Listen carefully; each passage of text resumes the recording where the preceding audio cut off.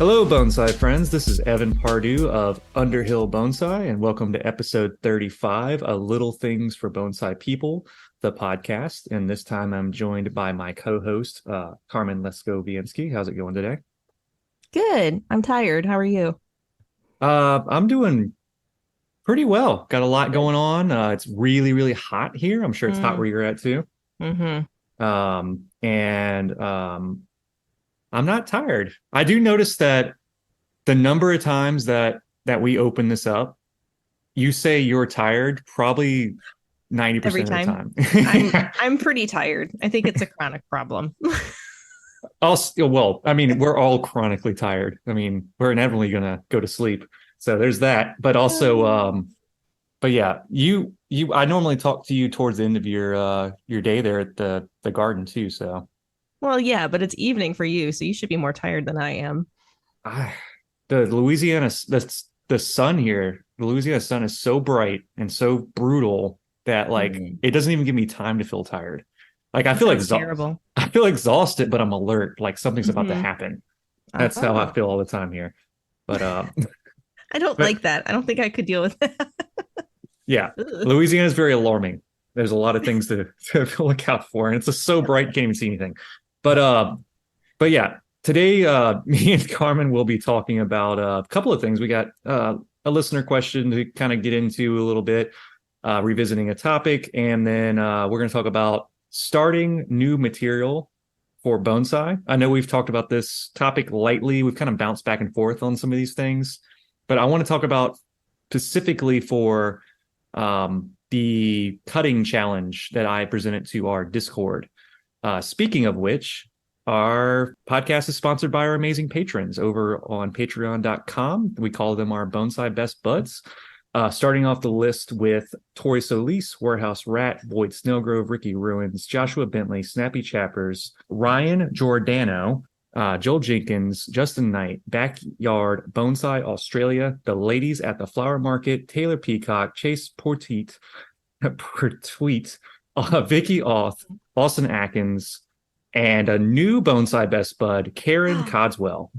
Woo. How's it going, Karen? Thank you so much for joining our amazing roster of Bonsai Best Buds. I know all of our best buds have the best intentions to help us grow the show.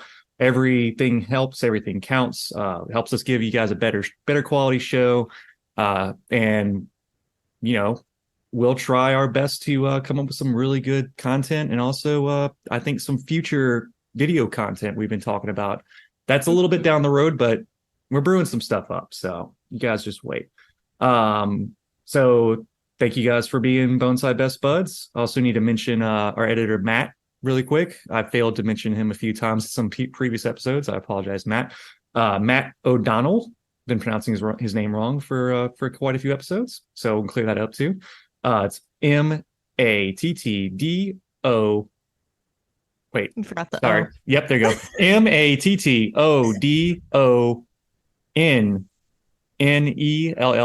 MattOdonnell.com. Let me make sure that I got that right too. Hey, Matt. Woo. Yeah, go over to Matt's website. I got it right. Yeah. MattO'Donnell.com. Check out his stuff. He's awesome. Bass player based out of Nashville, Tennessee. Edits our episodes and our podcast, makes us sound great, makes me sound really, really smart, even though I mispronounce words all the time. And he also can help you edit your own podcast if you have a project you would like to get into. He's also an audio engineer. You got a band, you got some music you want to do, you can do that too. He's got a get in touch, click on his website, fill out his contact form, and you guys can start talking. He's a really nice guy. And yeah. So yeah, let's talk about the listener question that we had. Okie dokie. And I'm going to read it off. It was from Taylor Peacock, one of our Bonsai Best Buds. He says, "Hey guys, just a listener question I thought of tonight while revisiting an older episode. Thanks for listening to a backlog of episodes, by the way. If anyone is aware, you can listen to the earlier episodes. If this is your first episode, please go back and check out our earlier ones. We got some cool episodes. But anyway, Listening says, to our episode more than once. Wow. oh yeah, he's just going back and backlogging. That's a commitment. We need Thanks, to make Taylor. like a thesaurus of our show. Is that the right word? No. Oh crap! What's that called? Whenever it's like, is it a bibliography Yeah, or there you go. like a table of contents or Yeah. appendices or an index. Yeah, something like that. Thesaurus is the one that has the synonyms and the antonyms. Yeah, It's what like was it? the words that are the same. Yeah, that's what I said. Yeah. Great. Okay. So anyway, I will make an episode where I just do an index and I just sit there and just list off all the topics and all the episode list that you can go to. No, I'm not going to do that. So we go on to read more Taylor's question here. In the Clip and Grow episode versus Wire episode, Mike touched on how he was taught to do Clip and Grow, in particular regarding healing wounds. He mentioned cutting back to 2 internodes, looking for buds at 10 and 2, cleaning out the quote unquote middle area, and then cutting back again. What would it be possible for Mike to touch back again on this a little bit deeper? What does he mean by cleaning the area between the 2 branches and waiting for them to close the wound on each side? So I can speak for Mike on this one because me and Mike have gone back and forth on this. This is part of his basically his primary branch development techniques that he's done, especially on shohin, on very fast growing species, such as sea hibiscus and primna and ficus and all the other various very vigorous, very quick.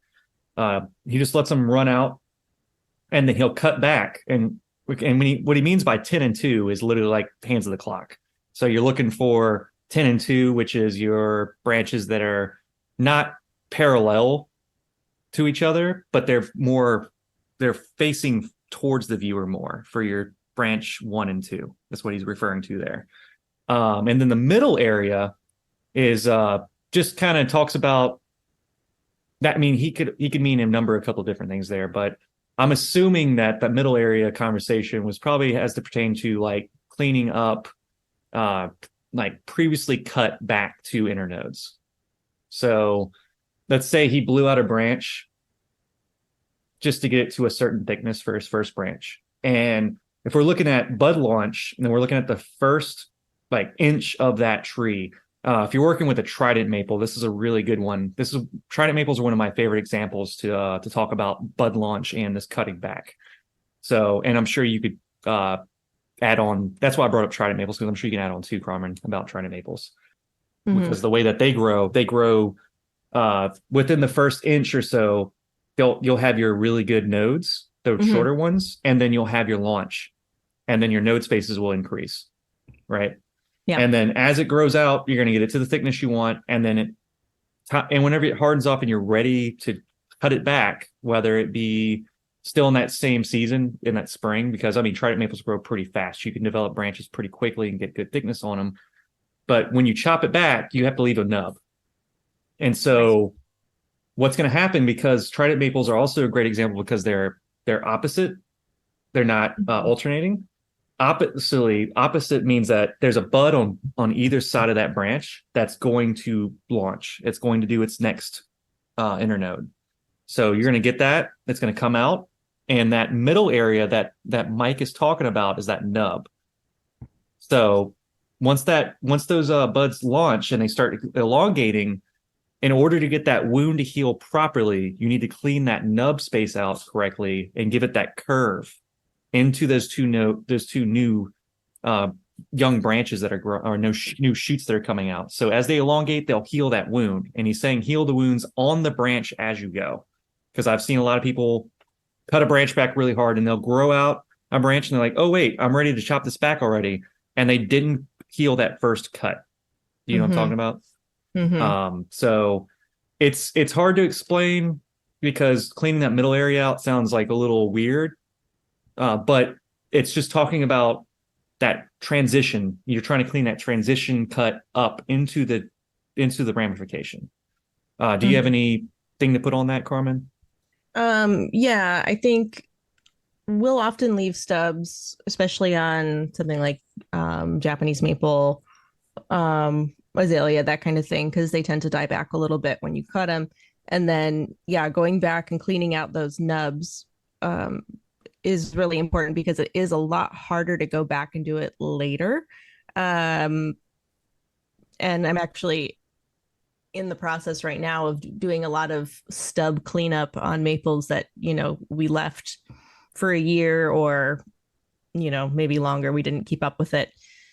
And so now I'm having to go back and heal these larger wounds, which is, kind of getting in the way of where we can prune for development, because we can't cut off everything we want to, because we have to help heal some of these wounds that we didn't take care of at the time. So cleaning as you go is really, really helpful in order to not have to slow yourself down later. Mhm. And part of it too is like, I've gotten the question in the past as to why you would cut to a nub as opposed to cutting back further. And so I have my answer for that. I want to kind of hear yours first and then polish mine based off yours. No, I'm I just don't know joking. that mine's going to be any better. Yeah. I mean, I know some of those species tend to die back. So if you cut it really short, you can die back into the growth that you want to keep. So leaving that, gives you that bit of kind of, a little bit of leeway, Mhm. um, and provide some safety for, the branches that you're trying to grow out in place of that. Yeah.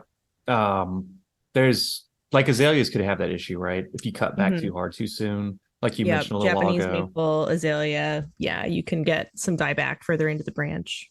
But then some species, you nub them and then there's a bud right there on the slither of cambium that you cut Hmm. back to, and it just comes right off the top. Yep. Trees that do that I'm familiar with, bald cypresses. I mean, that's one of the trees you cut back and bud will just come right at the top of the chop where you cut it or where you cut the nub back to. But you're not fortunate in that case all the time. Usually shrubbing plants, I feel like with shrubbing plants like hollies and stuff, that's also a thing that happens with them a lot. Hmm. Just anything that has like a brittle wood to it as well. Something that's, you know, Japanese maples also need to be stubbed. Hmm. Like you had mentioned earlier, because I've had instances where I've cut a Japanese maple back hard and then it'll bleed out, especially if it's cut at Hmm. the wrong time of the year. Yeah. And Yeah. That's the other tricky thing, is cutting at the right time of year, mm, for sure. but not all of them, not all species need to be cut at certain times of the year, but Right. it's to a greater benefit that you just go ahead and just do all of them that time. So I hope that kind of clears up that question a little bit. I know there's like little technical things that Mike has mentioned in the cut and grow versus wire out episode. That was a very very technical episode as it was, talking about blowing out branches and cutting back and then wiring only what you need to versus should you start ramification and start. I mean, for our listeners that are just now getting into this episode, can't remember what episode that which one that is. Let me look it up really quick, just so y'all have some reference. We do need an index. We we need some kind of index, but what's great is that it's all there. That was early. That was episode 14. So Oh, wow. yeah, if you go back and listen to that, that was a really good episode. I had a lot of fun with that one.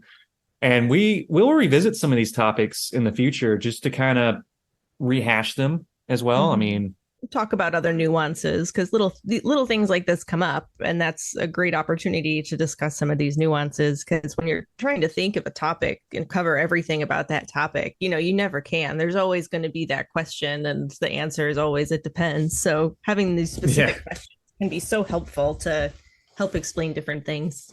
yeah. Little things pop up. The little things. Yeah, little I'm telling you. things. So let's talk about starting new material and in Okay. reference to the how to begin new material. And I know there was a thing about how to select material from like nursery stock that we talked about, how to deal with Mhm. material that was Yamadori collected material. But I don't want to revisit those conversations. I want to kind of my dog is still going. Willow, cut it out. My Um, cat's dreaming and making weird noises behind me. So animal um, interruption. my blue healer is just a really noisy animal. She has to always be making noise. But yeah, the method of that I'm talking about is going to be the just really straightforward start from nothing, from basically a cutting. And the pros and cons of like cutting versus seedling as well. Mhm. Um, I think that's a really interesting topic that could just go for multiple hours as well, as one of those topics we can always come back to. But also in reference to our Patreon, if you become a Bonsai Best Bud, you get to drop into our Discord, which is very active. We had really awesome conversation going on in there. A lot of good sharing of material and trees, and I even saw a little cute snake, a little white snake. Somebody has a Um, snake. yeah, It's very cute. that was let's see, it's Tori Snake. Tori Solis. Tori. Her snake's name is Fushili. It's a cute name for a snake. Sleeping in sphagnum moss. I love Yeah, it. yeah, that was cool. And So tell everybody what this cutting challenge is. so yeah, so for cuttings, we talked to our Discord, and you don't have to be part of our Discord to do this, but I think this is an interesting challenge for everyone. And if you are part of the Discord, you can share your results and your progress. But anyway, so taking a cutting and developing a shohin or something a little bit bigger than a shohin in roughly I would say you could develop a decent little tree within a 3 to 5 year period. I know that doesn't sound very long, but I've seen Mike develop knockout shohin in like less than a year. So Well, it's he lives totally in doable. Florida, so Yeah, things are a lot more flexible for him. But if we're using quick species and we're using good application of techniques at the right time, we can get some really good gnarly results really fast. So don't think that this is a quick bonsai challenge. We're not trying to quickly create bonsai so we can just make like a little bonsai factory. But I mean, that's something they do in Japan. I mean, they do produce a lot of material with this method that we'll talk about. And with the technique and the challenge that I'm presenting. And so you can either start with cutting, or you can start with a seedling. So the two different let's things. Yeah, what's that? yeah, I was just gonna say let's talk what's the difference between cutting versus seedling. Yeah, definitely. Cuttings and seedlings, uh, pros and cons with each of these is that from a cutting, the pros are that like you know exactly what you're getting. So if you Mm-hmm. take a cutting off of a tree that you like, I'll give you guys some examples of trees that I really enjoy taking cuttings from that I know I can make into something interesting is Primna japonica, which Mm-hmm. I've given you some of those, and it's a Yep. wonderful little tree. It's a Mm-hmm. smelly Very musk stinky. maple. It has a stinky maple, deciduous, very very vigorous, nice little deciduous tree. Trident maples is another deciduous tree that grows really good in my range. Mm-hmm. Sea hibiscus, those are almost like instant take on their cuttings. Portulacaria afra, the dwarf jade. Mm-hmm. It's almost impossible to fail taking cuttings on those, and those guys are probably one of the easier ones for this challenge. Yeah. Um, just anything that readily roots, things that you don't want to do. So the cons for rooting these kind of things is be like the struggle would be if you're a Japanese maple enthusiast, starting a Japanese maple from cutting is like much more, it's exponentially more difficult than any of the other species I just listed. I don't know if you were aware of that, Carmen. Because at the nursery, we have nearly 100% take on like elms and tropicals Mm-hmm. and some like the trident maple and the musk maple and all that. Yeah.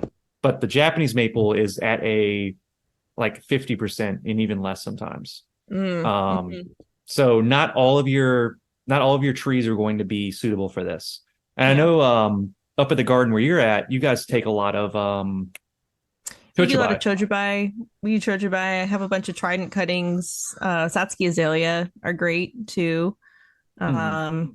Anything that you're cutting off, this is the time of year to prune your azaleas. So anything you cut off, you can just stick. Um, yeah. Yeah. And so what you're getting there is something that's genetically identical to the tree that it's coming from. Whereas with the seedling, you know, the genetics are going to be different from the parent plant because it's hybridized with, you know, something else. It's a cross between two plants. So your genetics, you don't necessarily know what exactly you're going to get. Hmm.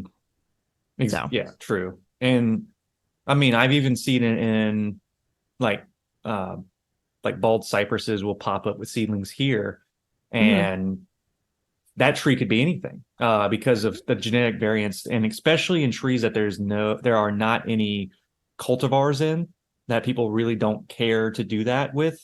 There could be so much variance in those that um, can you think of any trees? I say that a lot about some of the trees that we deal with the variance in their like DNA makeup.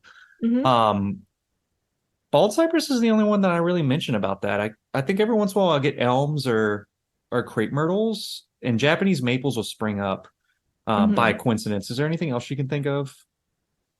Um, I've had a lot of cedars pop up in the yard um, Okay. So that I've like weeded out, the but common like local like the is that the Western white? no, it's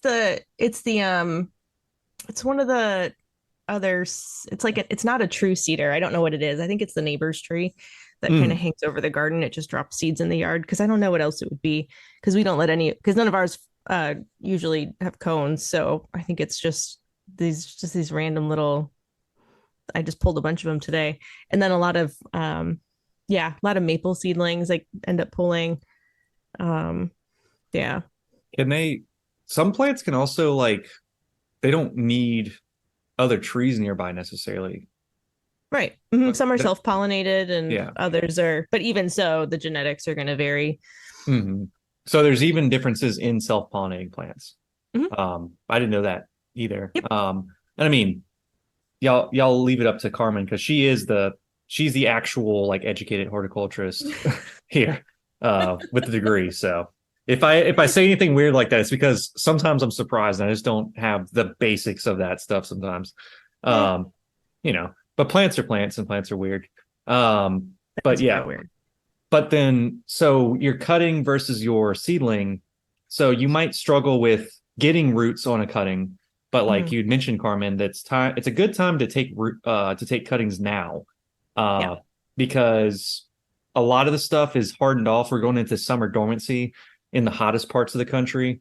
I know some parts of the world, because we have to be a little bit more globally mindful now about who we talk to, because I just talked to Nick Rosman on the last episode, and he's in Slovenia, which is drastically different. I know we have Mm. listeners in Australia and the UK and China and South America and all that good stuff.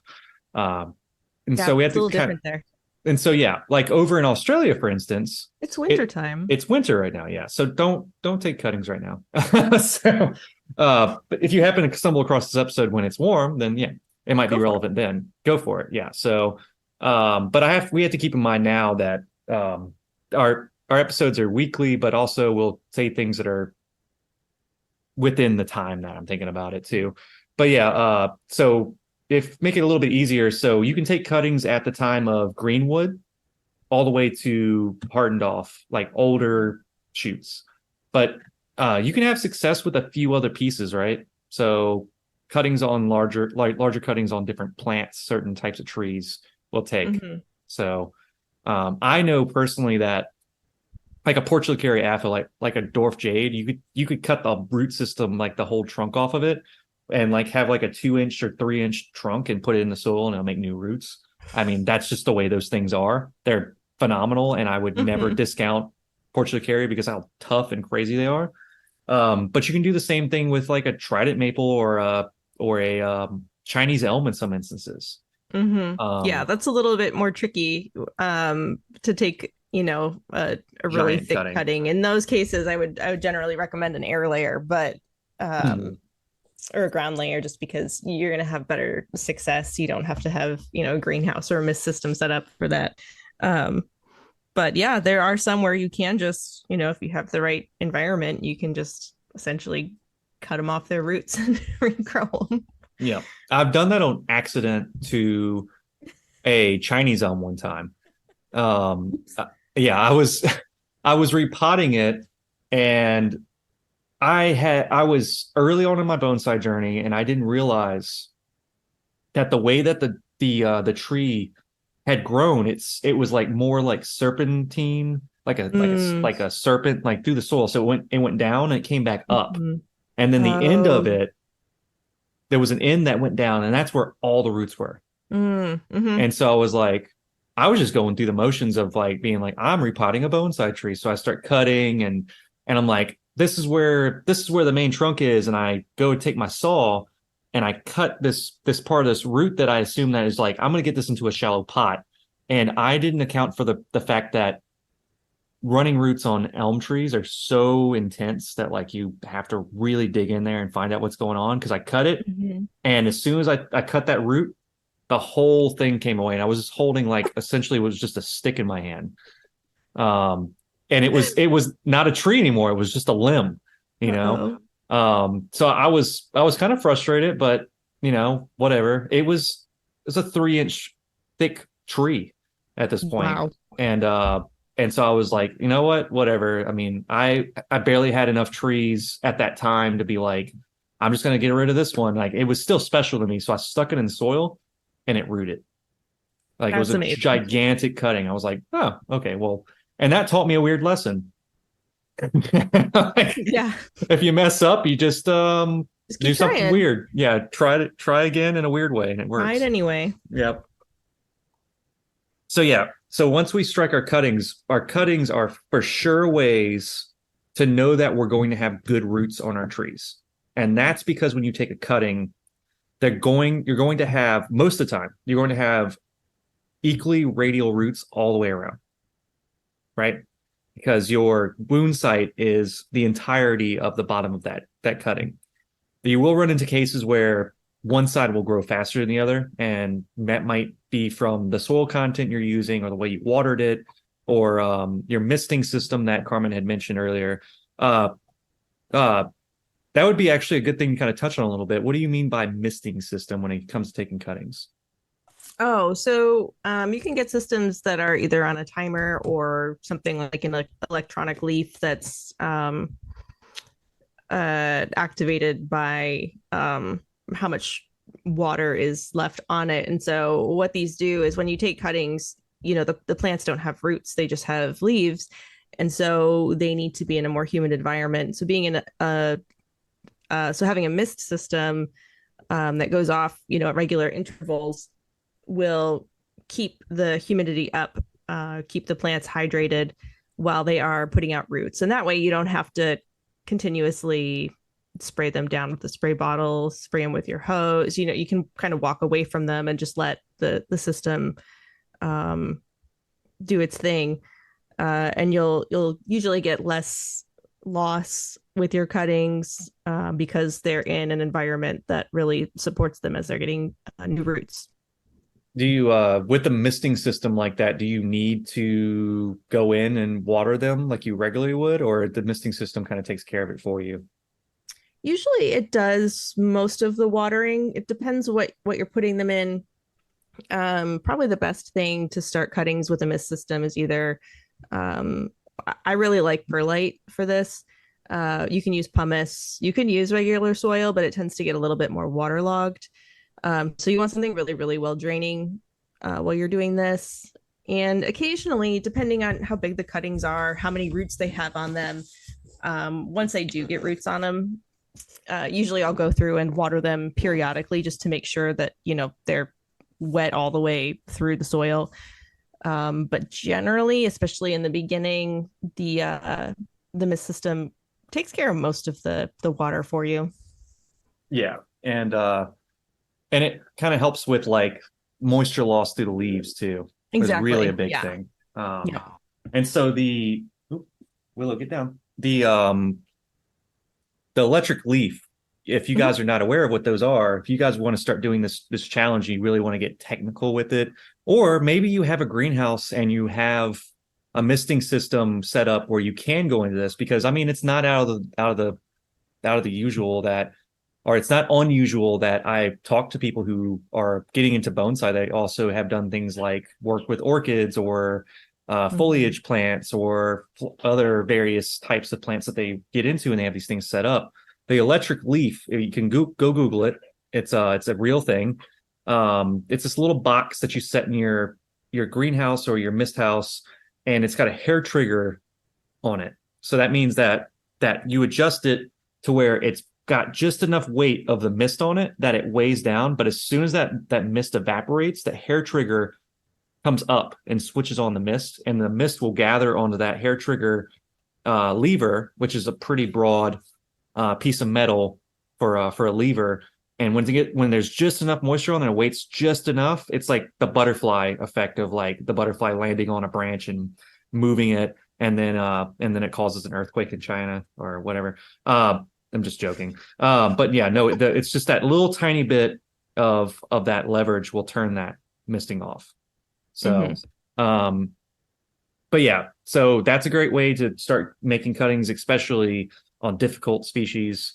And so, like that's one of the better way. But for cutting, I mean, for seedlings though, this could be a little bit of a challenge here because we already talked about the genetic differences, and I know a lot of people that might be listening to this for the first time or get their first bonsai and they're just like, what do I do? Or they get one of the most remarkable things and one of the most like consumerism, capitalism things I've ever seen for bonsai is bonsai starter kits that come with seeds and Oh my God. and a little wad of like sphagnum moss to put it in and grow it out. And you get me started. yeah, those are one of the things that frustrate me the most. And it's super unfortunate. I mean, they're not. If you want to turn somebody off of bonsai really fast, get them a bonsai starter kit as like a birthday present or like or just like a get well present. I gotta get one of those and then like actually grow one from a seed. Like that's one of my goals. I gotta do the bonsai kit and make it successful. And these bonsai kits are available in like what's funny? I've seen them a lot in like Books A Million and Barnes and Noble. Yeah. What really grinds my gears is when a botanical garden sells them. Yeah.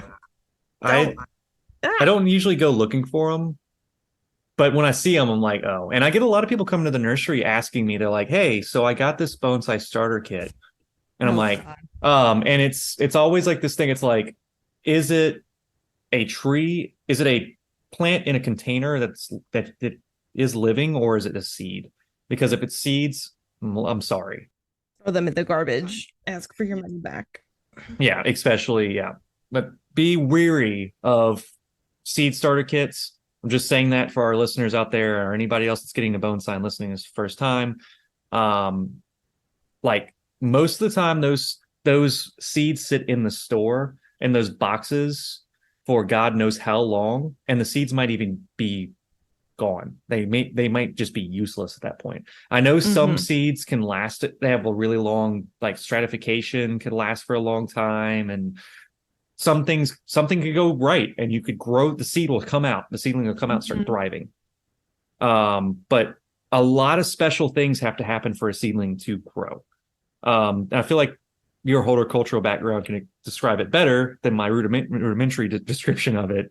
But you don't just start growing a seedling in your window, like it says you should do on the starter kit, unfortunately. Right. But you have to be conscientious of what species it is and its zone and your range and what you're able to provide for it. Absolutely. Because I've seen them, like, I'll just name off a few of the ones that I've seen. I've seen Japanese maple, which maple seeds do not last long. They're quick and they die quick. I've seen cedar seeds. I don't know how successful that would be. I have no idea. Yeah. Like I've seen cedar, like alpine species here, and people will get that and I'll be like, that's not even going to, like, it won't even wake up. Like that needs like a cold dormancy to even activate it. Right. So, and you could put it in your freezer and you could do all that, but I think the bottom line, if you're going to start with new material to do something like this, guys, is probably just take a cutting on something you know. Hmm. Um, Or if you're going to and start with a seedling, just buy a seedling from a nursery or pick it up from your yard. Don't try to start a seed unless you know what you're doing. Then by all means, go for it. But yeah, if you have the background and you are a a nurseryman and you know propagation techniques and you're good at growing stuff like that, go ahead. Hell yeah. Go People take a lot of pride in starting their bonsai straight from a seed. And just know that this process is not for, I'm gonna go ahead and just come out and say it. It's not for you. Unfortunately. What we're kind of talking about here is starting trees so young, unless you're making a shohin and you're trying to make like a good shohin within the time period that we're discussing. If you're growing a bigger tree and you're starting from cutting or from seed, you're making bonsai for the next generation. Mhm. So just be conscientious about that. Now, you could grow a nice tree in your lifetime, but at the same time, you could grow a nice tree in 3 to 5 years, but it won't become a mochokome fine bonsai until decades down the line. Um, Even if you, especially if you can grow it for that long and be that successful with your cuts and healing your wounds properly, that's another really big key factor in this whole project. So I think everyone, like at all levels, should be doing this. You should have, like I've got my specimen garden. Carmen's got the garden she's working with, and also the collection at the college. But we're both growing stuff from seed and from cuttings, Mhm. and Yeah. that's an enrichment for you and all the other people out there that do that practice bonsai. It's enrichment to grow that from seed and understand the principles. Now I'm going to say something else too, is that you don't want to grow all of your stuff from cuttings and seedlings, because then you're going to be sitting there looking at these cutting and seedlings for a very long time, and you're going to be wanting to practice bonsai, and you're not going to have bonsai to work on. That's kind of one of the honest truths here. Mhm. So, but yeah, that's whenever it comes into play. Like, go find a really nice bonsai nursery or a vendor and get yourself some trees that work on more technical or more developed trees, or whatever you want to, whatever you can afford. But the seedling process and the cutting process is a lot more drawn out. As drawn out as my explanation. I know I'm really going into this, but I want to set the tone and set the rules. This is a slow burn challenge. Mhm. So how you feeling so far, Carmen? You ready to grow stuff from cuttings? I'm feeling great. I have Yeah. some cuttings. Do I have to start with a cutting that I'm taking right now that doesn't have roots on it, or can I start with something that I started last year that has roots on it? Hmm. I have to start fresh, don't I? Let's say this cutting challenge is Uh-huh. in within this year. So Okay. anything that you struck this year. Okay. Yeah. Okay. I think Yeah. I have something. Yeah. And let's not just do one. Let's do like 10. 10? Okay. I Yeah. will make 10 cuttings. Do they Yeah. have to all be the same species? I would suggest that they all don't be the same species. I would say Oh, double up on some. okay. So, or if you prefer a certain species over another. Maybe Um, I'll do some tridents and I'll do some azalea. yeah. Okay. Tridents and azaleas for you. I started a fresh batch of Prima japonica, and also, I mean, I have a nursery, so I've got a lot of other stuff going on. But I have I have a a whole, nursery, I, so I have like whatever I want. yeah, I've got a billion plants, and my my brain is I'm having a crisis of how many plants I have to deal with. No, Hmm. but the Desmodium, the bluebell, the Mm, Vietnamese mhm. bluebell. We probably got about 100 of those, and I'll pull a handful of them to maybe like two of them to do like the progression on those, because those make really lovely twisted trunk and really like nice curvy, just, very feminine style trees. So those would be a lot of fun to do that with. So I'm doing Trident maples, Primna japonica, Vietnamese bluebell. So I'm going to do two, let's say I'll do three of each. So I'll have nine and round it out with like another, like round it out with one extra. Let's just do an oddball one. Like I'll just do like let's see. Can we do conifers? Sorry, I interrupted you. I'm doing elm. Just do an elm. Do an elm. No, I'm doing a conifer. Actually, okay. Yeah, I struck a cutting of a shimpaku. Like I think last year. You have to start over. That's not this year. But also, shimpakus are much slower growing than other species. This is to get a root on it. Once they're growing, you can kumquat. I'll just do kumquat. Oh, there you go. I made up my mind. I have a funny story about junipers. I know this person who had a bunch of juniper cuttings, like garbage bags full, and they stuck like a whole garbage bags full worth of juniper cuttings, and then they were just kind of tired of it, so they put the other garbage bag full of juniper cuttings just like in their garage over the winter. And they went back like, I don't know, months later, and they were like, I'm sure these are all just rotten, whatever, blah blah blah. Open up the garbage bag and they all had roots on them. That's awesome. The garbage bag method of rooting junipers. I haven't tried it, but that's worked for this person. Awesome. Okay. I know. Garbage bag challenge. Go take a bunch of cuttings on your favorite tree and put it in your garage over the winter. I guess like after they took them, they sealed them up. I think he just like tied the garbage bag closed, but I mean Portland winters are like perfect refrigerator temperature for something like that. I'm gonna try that though. Yeah. I'm gonna go ahead and say it. Chojibai too. Don't commit all your cuttings to the garbage bag challenge. Yes, don't do that. That's much less likely to work, and you have to wait till the winter, and we don't have time for that. It's so goofy. But anyway, so yeah, we got our cuttings. I've got some cuttings that I've taken this year, so we can go in and start work.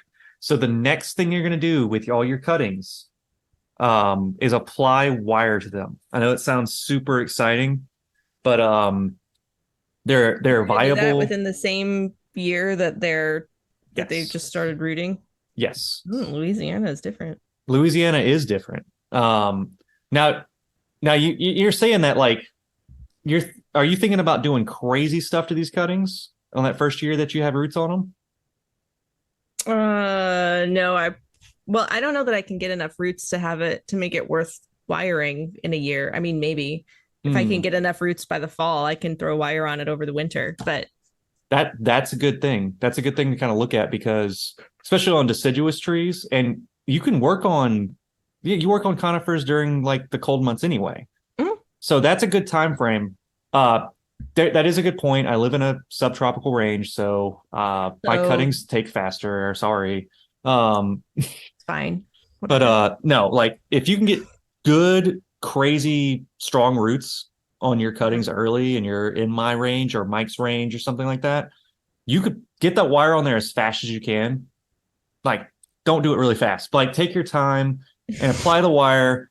The wire should be the first season that you have roots strong enough for the tree to hold the wire. Yeah, don't do it as fast as you can. Do it within the time frame that is soonest that you can apply the wire. So the wire should be roughly about the same size as the cutting. Yeah. Just gonna, that's something that I've learned from a lot of just if you're using copper on this. Don't use copper. Yeah, don't do that. Use aluminum. I was gonna say if you're using copper, then you're not. Then you're disqualified. Use aluminum. I don't know what your budget is on bonsai if you're using copper for rudimentary things like wiring cuttings. I only use the finest copper for my cuttings. And then I go inside and I eat off of silver platters with little tiny fork and knives. And I don't know how fancy people eat. I'm just guessing. Sounds complicated. Yeah, it sounds like it takes a lot of time. There's so many forks. After you set up all of your utensils to eat dinner, you might have enough time to wire cuttings with your most fanciest of copper wires that you have. Correct. So yeah, use aluminum because aluminum's more affordable. What we're going to be doing is some species that are faster, we can actually wire that whole cutting. And what would you say the coil like degree and spacing should Mm. be, in your opinion?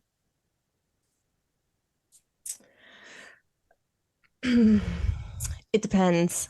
It always depends. But no, like, because we were talking about this when I was over there with you guys Mhm. in the earlier the season when Michael was looking Sure. at wiring, and he was like, "This is wiring for conifers." Yeah, so generally speaking, on a more flexible tree like a conifer, like on a juniper, you would have, wider spacing, wider angles on your application, where something that's a little bit more brittle, you might, like an azalea, you might do a little bit closer together, and maybe a little bit sharper of an angle. I mean, really it's by 10 or 20 degrees. It's not by very much. But with those more brittle trees, you get a little bit more support, if you're going a little bit closer together with a little bit tighter of a coil. So you're less likely to break your branch. Um, but I mean, just kind of, I wouldn't overthink it. I would just do, kind of your standard 60-ish degree um, coil, Yeah. equally spaced apart, just don't overthink it. And you could approach this with that longer, wider angle Mm-hmm. because these cuttings will be flexible. Previously, were flexible young shoots. Yeah. So you should be able to get a lot more out of these. And so the challenge here is now that you got good roots on your cutting, and for most of you guys, it'll probably be towards the end of the year, towards the winter time. But we'll revisit Mm-hmm. this in the winter and see how everybody's doing. Like I'm standing in front of a crowd. I I've been teaching as well. So, but yeah, you're going to bend as much as you can within the first 3 or so inches of that cutting. Yeah. That's going to be the most important part of your entire tree. Yeah. Um, Don't have it come straight out of the ground and then bend it. Try to get a bend right at that soil line and just keep bending it. yeah, the angle from which your cutting emerges from the soil line should not be straight up and down. Yeah. Your movement should start right there, unless you're trying to do something like Making a broom. yeah, unless you're making a broom or a formal upright, or if you're trying to like grow stock out for cuttings, I mean, for forest plantings, and you need straighter trunks. Usually, whenever I'm looking for a tree with interest, informal or a crazy trunk line, or something that I brought up when I was giving a lecture the other day, is line study shapes. Not necessarily literati, because everybody just goes to like, oh, so the trunk line goes back and forth and side to side and around, and that's a literati. I'm like, no, that's not, That's an line S. study. Yeah. Um, don't make S curves. Good luck. That's another thing.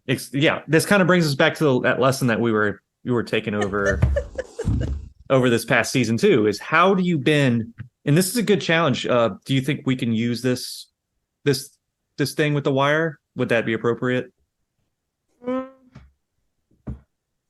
I think so. Yeah. I I mean, think would we it be should. yeah. I mean, we won't say that it's a trademarked technique or anything. It's really not. It's not, you could just go and just do it and Let's do see what it. happens. So take a piece of wire, it can be any gauge, thicker, a little bit thicker so you can see it. So it's not like pencil thin. I mean, where it's not like pencil lead and it's like your gauge 1 and it's flopping around everywhere. So you want like a 2 or a 3, and bend it, and try to bend it in a way where you don't create S curves or a corkscrew or something predictable. Mm-hmm. And that's step. I think that should be step 1, because you don't even have to worry about breaking your cutting. Right. Yeah. If you try this on your cutting, you could break it pretty easily. So play around with a piece of wire first and see if you can make something that's not an S. And remember, more movement isn't always better movement. Sometimes you just want something subtle. Maybe you want something big, then a real short movement, then a real big direction change, and then a long movement and a short, long, like just mix it up. Yeah. Good luck. Like, yeah, good luck. For those that are in our Discord, go in and post, like, drop pictures of your little wire challenge there. See if you can bend something in a way where we don't get that repeated S curve, because that's one of the most defeating things that you can get in a bonsai is you just get an S curve tree because you're like, oh, I'm going too far this direction. It's time to turn back the other way to bring it back over the top. And then you're like, wait, the crown of the tree can't just go like that. We'd make a giant C shape if I go that way. So I got to go back the other way. And then suddenly you're in an S. So that's one thing to do. And once you kind of figure out your method of not creating that S, apply it to your cutting. Bend your cutting as many different directions. Don't bend to the left and then bend to the right, because you're going to just hit that S curve. And don't do straight line bends. Don't go a 90-degree straight bend in one direction. Think sweeping curves. Think round, big sweeping curves. Go into very like, especially when you get towards the end of your cutting where it's a little bit softer and more malleable, you can get more stuff out of that cutting. You can get really, really sharp bends in some parts. And then you can also keep in mind, we're going to think about future cuttings. So if you're working with a plant that is, let's say you had a trident maple and you bench your trident maple up, and FYI on trident maples, these things are from another planet. They're like from Mars or something, because you can like break them. And if there's a slither of like cambium, it's still going to grow. So that's another technique that people don't realize with some species, is like you can actually break them as cuttings and they'll be fine. Yeah, like, that Premna that you broke is fine. Yeah, Premna japonica. Like you saw me, I was like all confident. I'm like this is how you do it, Carmen. Like, and you're like, it's fine, don't worry. And I was I'm like, it's gonna live. And it's actually, fine. It's totally live. That's one of the ways you make interest in a trunk or a tree, is by breaking it sometimes. Now, don't go out there and just break the tree in half. Some species like azaleas and that's not gonna work. Yeah, azalea, just break it and it's over. Be more gentle in your azalea cuttings then, I guess. But yeah, some species, like, as long as you don't do a 90-degree bend. So I'm talking about like look at your finger and like bend your finger. And so when you do that, do not make a bend like that, because that's going to cause what's called a kink.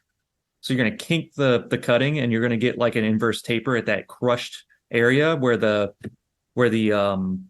it's just gathered up. And you'll be a lot more likely to, like, where your knuckle is. Trees don't bend like that. They don't have joints like we do. They just break.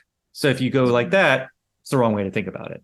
What you want to think about more is something that we can't do, that trees are capable of, is thinking about like a pool noodle. all these like comparisons. Think about a pool noodle, and think about how wobbly, wacky, inflatable flailing arm man or whatever. Yeah. Think about your wacky inflatable flailing arm man, and think about sweeping curves. Like if you could bend it without, long curves with your pool noodle. But it's one of the ways I could think about it. Like, and then if you compress the pool noodle too much, it's going to crease. Plant the tree branch. This is a great episode. The tree branch, or the cutting, will do the same thing. It will compress, and you'll more likely get a kink, and you'll get a break. And what's something else you're going to start learning here as you start wiring these cuttings is you're going to learn how tedious this is, and you're going to hate it. This is not going to be the favorite thing that you've ever done. You're not going to have a great time doing this. Maybe make 50 cuttings, and 10 of them will end up in the challenge. Yeah. That's another thing too, is I know that Mike's break some pool noodles. Yeah, you'll break the pool noodles right in half. Mike has a show him class he's running, and he told everybody to bring like 15 trees, and even more if they can stand it. And they're like, oh, why would I do that? And then I wish we'll get Mike on the next one, because he'll be back home next week. But he's like, well, all right, everybody line your trees up, and he starts lopping them down to like 3-inch stubs.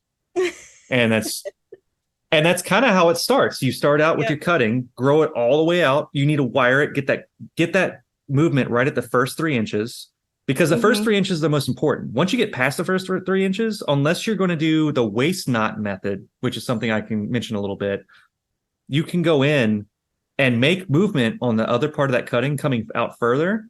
And then when you cut back and you stub that cutting back, like let's say you got to the point where you have gotten to a place where you're happy, with the girth of the tree and it's starting to get to a certain point, you're ready to cut back and start developing sacrifice branches and first branches and second branches to help increase the trunk size faster, which is something we'll get into next year with this challenge.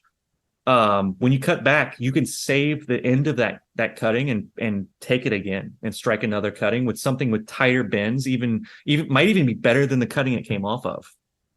So that's like the waste knot method, is like you're cutting off a branch. Some people air layer stuff off. With cuttings, we're always cutting off. If it's got an interesting bend in it or something weird happen, strike it and start another tree.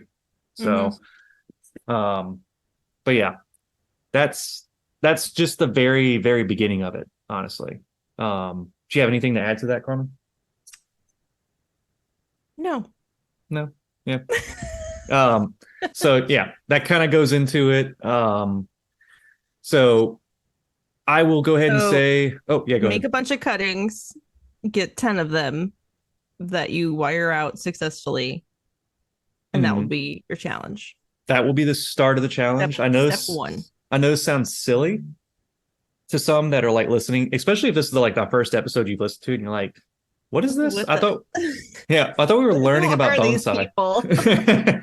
No, that's a great question. Yeah. Who are these people? Good question. That can segue us into oh hey, the next part of the show. Socials. Yeah, awesome. So Carmen, tell us about who you are and where to find your stuff. Who am I? That's a wonderful question. My name's Carmen. I am the current apprentice at Crataegus Bonsai with Michael Hagedorn out in Portland, Oregon. And I'm the co-founder of the Purple Pot Society, which is a international bonsai group for women, founded by women.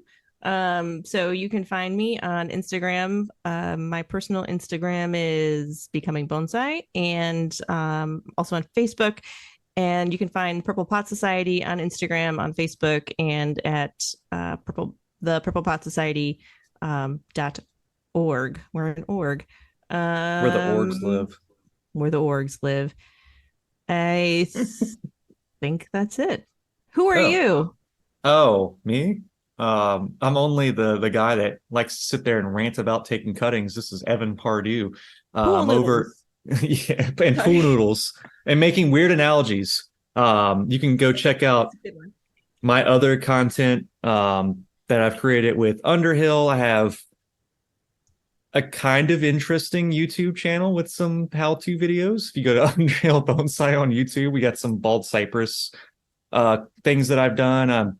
Probably would be known as the bald cypress guy at the moment. I didn't know you had a YouTube. I'm gonna go watch your YouTubes and comment. Just know they're very rudimentary. They're from the early days. And then if you go over to underhillbonsai.com, I've got some articles that I've wrote there that you can go check out. Underhill Bonsai has a link. You go to shop tiny trees and other things. You can go over to our underhillbonsai.store.com, and you can go see the products that we offer. Underhill is located in Folsom, Louisiana. We're catering the Southeast Louisiana zone. I do ship, and I have plenty of stuff that I'm starting to list online that can be shipped out now. It's a little hot, so some of the bigger trees will be postponed till later. But you can go over to Underhill Bonsai on Instagram as well. Go see our Instagram, and then I have my personal page on Facebook. I post a lot of stuff about what I'm doing with my own trees and like a little bonsai adventures that I have. And then Underhill has not Underhill. Wow. Little Things for Bonsai People. The podcast has like its own Instagram as well. So you can go over there and check that out. We've done some critiques, which we will come back to some of those critiquing trees in some later episodes. Oh yeah. I have more opinions to share, so yeah, there's more trees to look at, and Nationals is coming up. Nationals, and we can post a few trees and talk about trees from Nationals. It's gonna be fun. That's in September. It's gonna be September 9, 10, 11, 10, 11. Yep, something like that. That's right. So September this year, it's gonna be the 8th Nationals show. And I will be there for sure. And so we'll be posting some pictures there, doing some critique stuff. So you can go over to Little Things for Bonsai People on Instagram. We have down in the description, tells you what episode we talked about some of these trees on and critiqued them. That's really fun. And for our listeners, of course, we've been telling you guys, bring on the trees. We want to talk trees, progressions, critiques. We'll do that there. And then the Facebook group is up. It's not necessarily the most active one right now, but we're getting to it. And I'm working on t-shirts again. Yay. So yay. We're gonna do some t-shirts again. I know I stopped mentioning it a little while ago because I was just like, this is really hard. So but the funding and the confidence is there. So I feel like I'm ready to move on to the next step again. But yeah. So let's move on to our last segment. And we'll revisit the cutting and starting with new material. I want to, if anyone has questions, please email me at evan@underhillbonsai.com. Go over to our Patreon page, become a patron, leave a question in the comments about what we discussed. If you have anything about the cutting techniques, Carmen, you could probably take questions somewhere. I don't know where you prefer. No. No. Yeah, you can check. You can send me questions on Instagram or on the Discord.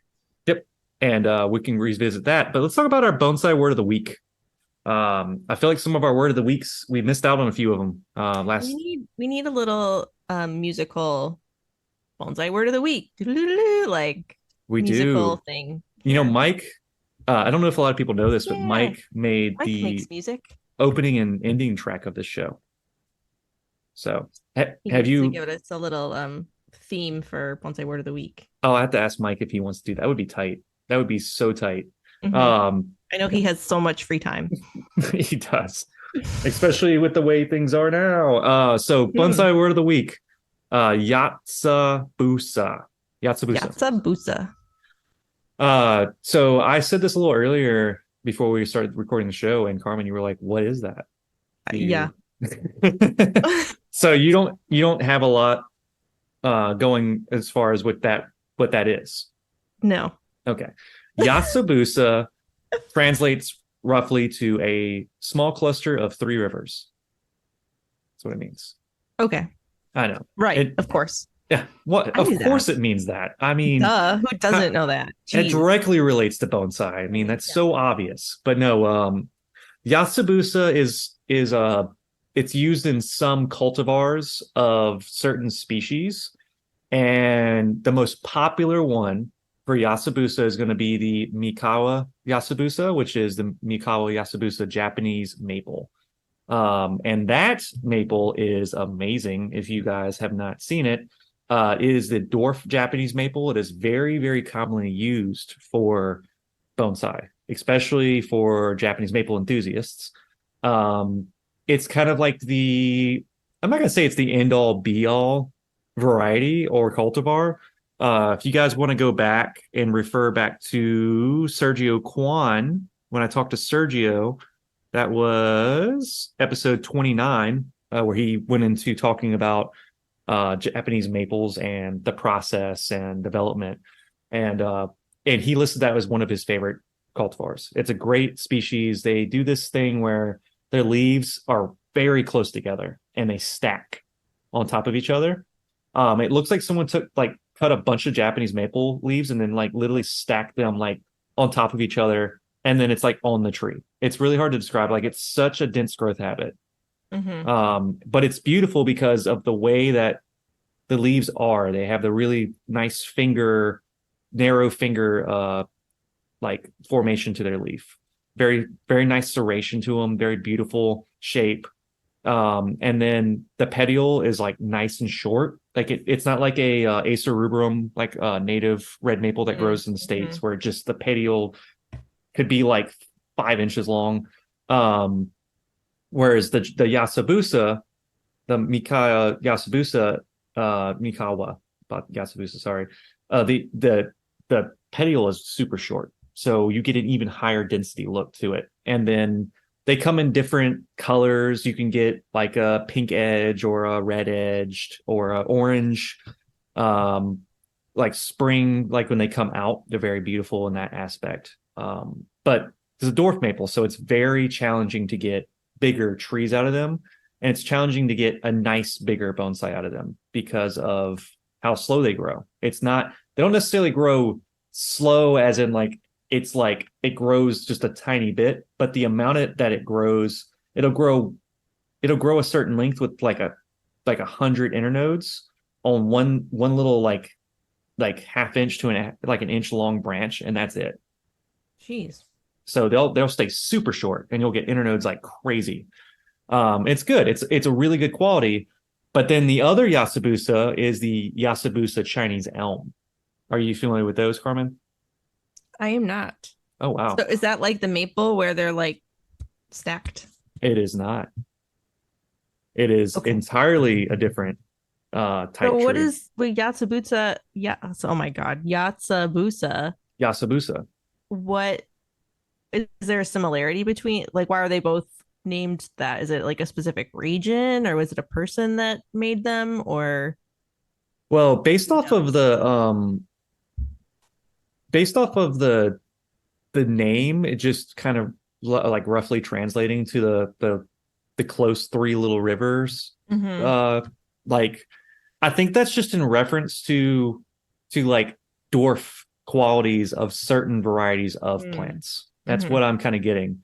It's kind Okay. of like it's kind of like describing like why is a Satsuki called a Satsuki?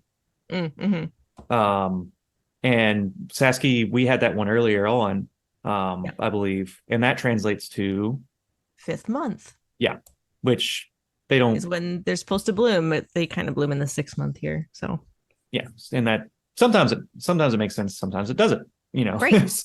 So but yeah, Yatsubusa elm is a different variety of Chinese elm, is a more dwarf elm, but it's a variance of the lacebark Chinese elm. Hmm. It can grow big, but it has unique qualities to it that it's it's very hard to describe unless you see the leaf. The leaves on them, you can go Google them. Go I am. Google it. You know, Go Google it. my generation, just Google it. Uh, but yeah, the leaf on a Yatsubusa elm is much narrower. It's not like a regular Chinese elm where they have a like a really round leaf to the point where it's so Mm-hmm. round sometimes there's like almost no point on the end.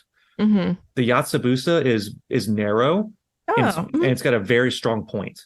yeah. It's actually a Cool. very beautiful very dark bluish green leaf. I like it. Yeah. And when they get older, when they get bigger and they get older, they're also called the cork bark Yatsubusa elm. Because they get a really, really dense corky bark that's like a pine tree. And it's Hmm. awesome. So if you look up like old Yatsubusa cork bark, they are just incredible. And they're highly valuable, especially when they get those big chunky plates of bark on them. It's very hard to get them to do that, and it's very hard to keep them in good quality bonsai because when we're watering a lot, that water, if it's that water, you know what that That water does. that water, let me tell you. Let me tell you what. No, the soil, just that humidity at that soil line could cause your really precious bark to rot and fall Mm-hmm. off. So it's a really big challenge to keep the trunks of those trees nice and established and keep the bark really good. I've had less issues with like Japanese black pine in my range than I've had Mm-hmm. with Yatsubusa corkbark elms, just because of how flaky and how delicate that bark can become. Yeah. It's a really awesome species, though. I highly recommend Yeah. it. That's cool. And I have some at the nursery if anyone's interested. I mean, If anybody wants some cuttings if for anybody wants some Yatsubusa elms, he got 'em. ships. Yeah, I ship. But this is not an advertisement for the nursery. Don't think that. I'm Sure. not pushing that agenda. I'm just saying. I do have over at the nursery. I do have a lot of elm variety. I think I mentioned this in the past. I've got the Chinese elm spectrum. I've got like the Yasabusa, I've got the Seiju, I've got the Hokkaido, I've got the regular, just your regular run of the mill Chinese elm, and then I've got the winged elms and the cedar elms and water elm, which are all natives here, and then Zelkova. I've got the Japanese gray bark elm, and yeah, so we got a lot of elms here, but it's Cool also our elms. range. Yeah, elms are awesome. Don't ever take an elm bonsai for granted. Some people see them as like the rudimentary beginner's tree sometimes, but There's so much more that can be made with those. So yeah, Yatsubusa. Now we all know. Yatsubusa. Yep. Now I know. I had no idea.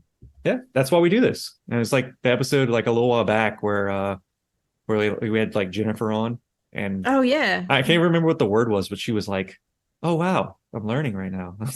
Yeah, it was like it was the word for that for the hole in the tree. Oh, it was Uro. Yes, right. She was like, Yeah, "Oh, sweet." yeah. I didn't know that. It's little things. It's the little things. Yep. And speaking of which, that's us for this week. And I think next week we're trying to line up another guest, but also we could do some more critiques. I think doing more critiques would be fun. Yeah, for So sure. so blink once if you want critiques, blink twice if you want a guest artist.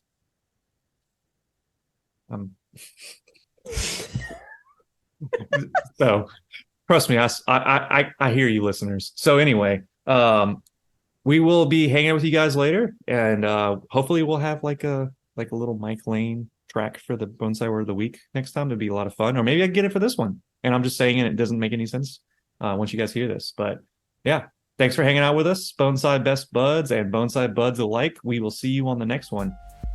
Bye.